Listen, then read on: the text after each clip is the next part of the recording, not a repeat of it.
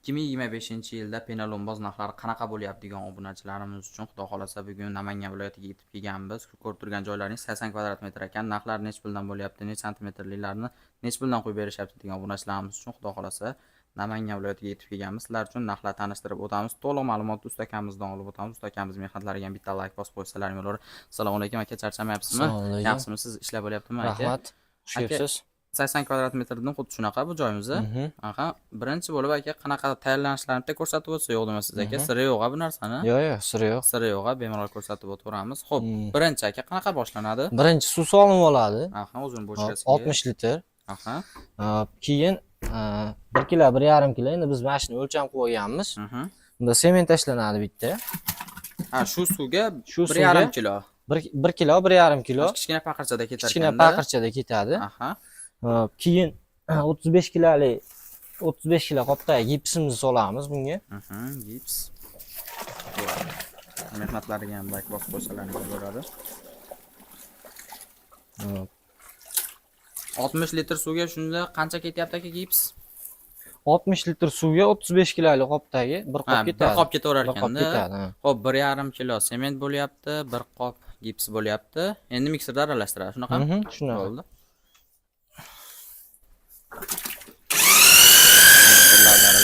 So'zlari bugun qo'yishgan joylari ekan, ertalabdan beri boshlashgan, kungacha kelishdi, oq-oqda boriga qoqilibdi, bugun tugatib ketamiz deyapti.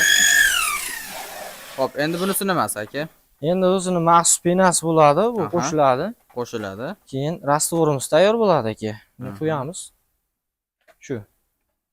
O'zini penasi, buni sotib olasizlar yoki tayyorlaysizmi o'zingiz? Buni vazifasi asosan shu rastvorda shu qattiqligini, sifatini oshirishga, keyin yengil bo'lishiga, sichqon kalamushlar oralamasligiga sabab bo'ladi. Nagruzga tushmaydi. Po'stlarga nagruzga tushmaydi, sichqon kalamush oralamaydi. Shunga asosan asos.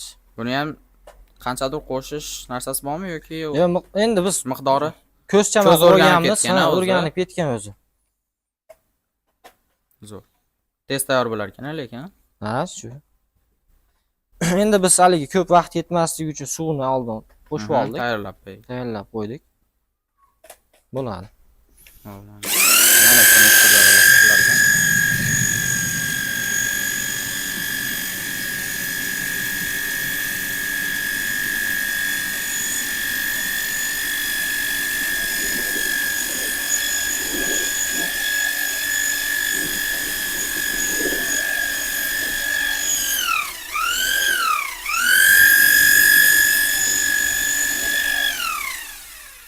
Tayyormi endi aka shu bilan? Ha, tayyor bo'ldi bu. Endi buni quyib olamiz. Endi hozir bir xilgina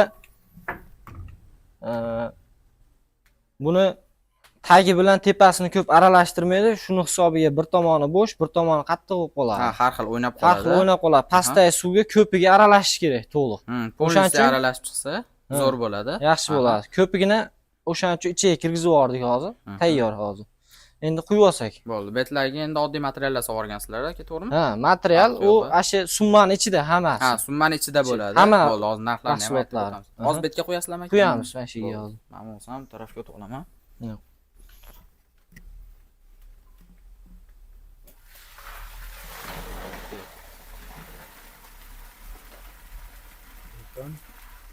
Chapga unga. Qo'ying. O'zi bor.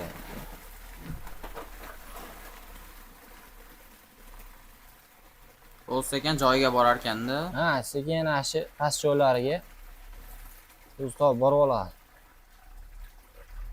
Ha, burchaklariga ham ketdi ana. Zo'r.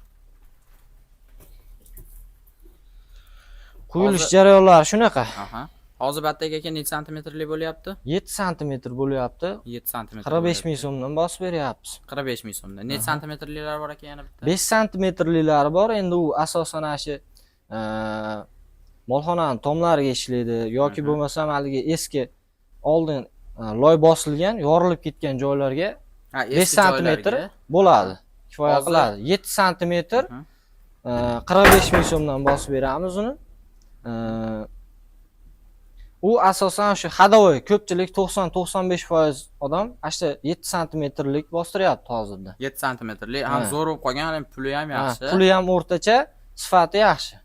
Hozir aka loylonbozdan nima afzallik taraflari bor aka buni uylarga qildiradigan bo'lsa?